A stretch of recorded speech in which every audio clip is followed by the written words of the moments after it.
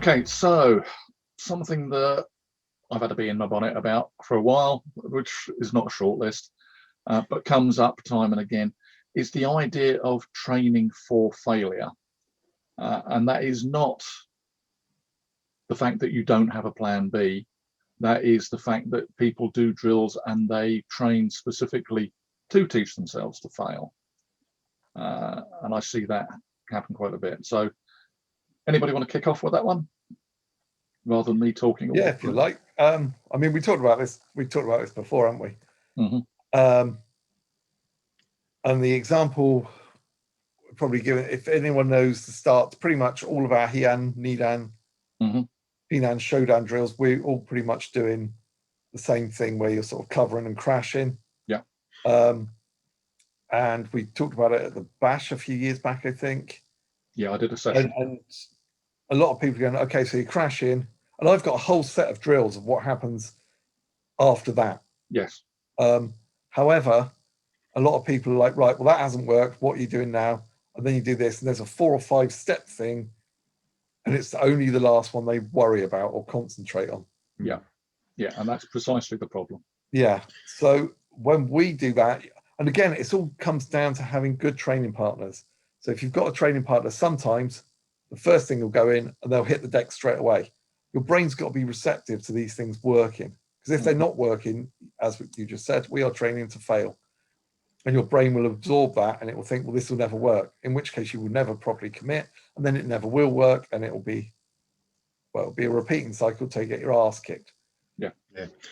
I think with that example you gave there, Andy, again, we put it on a podcast, it ain't going to work, but we're talking through so you're talking about the frame in the head, the opening of Yan Nidan. Yeah, so you're crashing in with the frame. We're all doing it now if you're listening on the podcast. If you're listening on the podcast, we're all waiting on. And then so and then it's to sort of cuff your ear with your left hand, and whether you're hammer fist or whether you're wrapping a limb, whatever you're doing. And then the final piece is the hammer fist. So, and I think we've said this before, everybody tries to get to the hammer fist because that's the bit they think they're hitting with. Or I know Bob's banged on about this when he taught it at the Bash, is you need to crash in, and in this, everything you do to your opponent's got to hurt, and it's in your mindset, everything's got to work, hasn't it? So yeah, if you're thinking I've got to get to that last piece of the sequence and I'm going to hit them with the last piece, you're less concerned with the important bits that should be working. Yeah, people get, and it's natural, because if you're learning a drill, you need to learn the drill so that you can do whatever it requires, pass it on further down the line. But people get too focused on the learning of the drill rather than the lessons in the drill. It is the way I feel. And when I'm teaching, you see it quite a lot. As you say, the Heian Nidan opening, I've got plenty of videos for that, so I can post that. That's a good one to carry on talking about. But there is this notion, I teach a 3-step or 3-stage. You do the crash, you grab, you wrap the limb, you pull back, offline, balance, and then you start striking. There are things to follow on. And if we follow on past that point to the next 2 or 3 moves, you notice it changes. People only pay lip service to the hammer fist striking to the neck because they're then going on to the knee or the stepping through and taking somebody over. And that becomes the focus of the drill. So people lose focus on the steps, as Andy said, and they're just targeting, okay, I need to get through this drill because the point is, this is the finish of the drill. And that's the important part. But the important part is every step, and you need to break every step down and assume and train every step as if it's the finisher. Yeah, it's like, so if you're doing the first thing again, you're doing this framing and you're hitting, and you're grabbing with one arm. Whilst you're holding on to that, you just keep, if something is working, why are you changing it? So if you're battering him with this arm, why are you changing to, oh, I need to go to this or this? You're only going to change. If something's working, keep doing it until there is an issue where you need to change it. Yeah. But the thing is that you have other things in the drill because, okay, well, this isn't working. Now I can step onto this, or I can follow that instead. Whereas it seems to be like, oh, right, I've done A, B, C, I'm trying to get to E, and I just run through those motions, and that's what you don't want. Yeah. It should be able to finish at any of those points. But this is a problem again, it goes back to a loop of a previous talk we did of modern bunkai, where people are developing bunkai for kata and a drill saying, okay, this sequence of the kata means this. So people feel, even if they intellectually understand it, they feel through their training that I have to run through this sequence because this is what the kata does and this is the bunkai, rather than saying, well, any bit of this is what I need to use, and it should be functional, standalone. And I suppose when you're doing impact drills with your bunkai, whether you're using body armor or whether, you know, as you're doing it on focus mitts or kick shields, that's when you need your good hookies, isn't it? So if you've given that body armor a good whack when you've crashed in, they'll know, okay, that's the end of the drill. You know, so or if you need to go to the second stage where, for example, well, the way you do it is to wrap the arm and start hammer fisting. You know, if that hammer fist has worked, then your rookie's got to respond. And I think, you know, that's where you start to take your training a bit more to the live stage, isn't it? So yeah, it is all about that hookie, as you're saying. If they're not very good, or they want to be competitive, or they want, it's one of those things where, you know, you can stand there with the focus mitts and just keep telling people to hit it harder. It's not always useful because they're hitting it fucking hard, but you're like, harder, come on.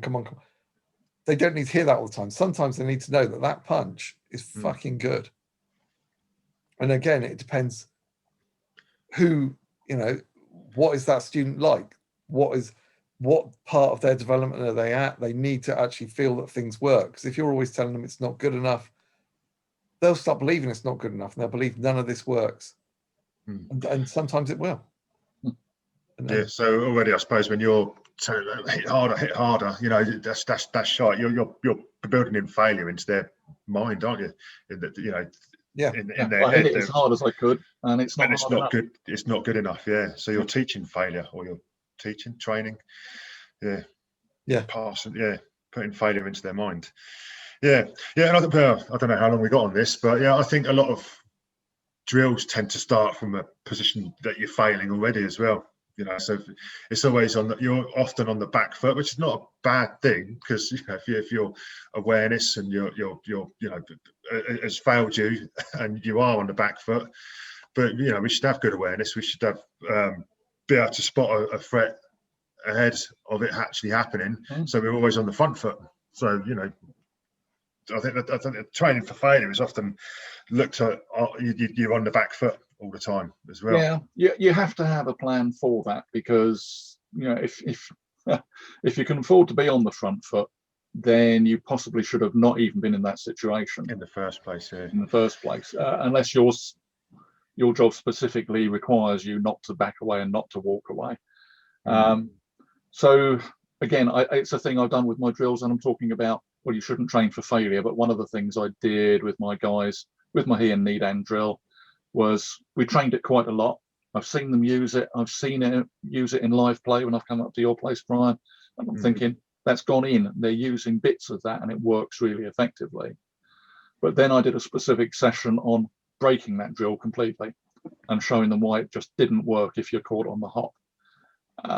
So you've got to build this notion that failure can happen and you have to have a fallback position. But that's a different thing, I think, from training for failure, which is what you do by putting together a drill. And if a drill, again, you've got flow drills, drills are for different purposes. You're drilling to acquire skills and to hone skills and get a flow and get a natural feeling for those things. But it's how I'm not a psychologist, but people tend to have this thing that, as you say, it doesn't matter how short or long the drill is, the last part of the drill is the important part of the drill, and everything else is just steps towards that. So I think any drill we teach, we need to destroy it at some point and say, okay, forget the drill, just the component parts. Every drill is a one-step drill. And again, when we're talking about taking one step out, I think one step needs to come back in, but it's a different thing for a different purpose. I think, yeah, you're right there.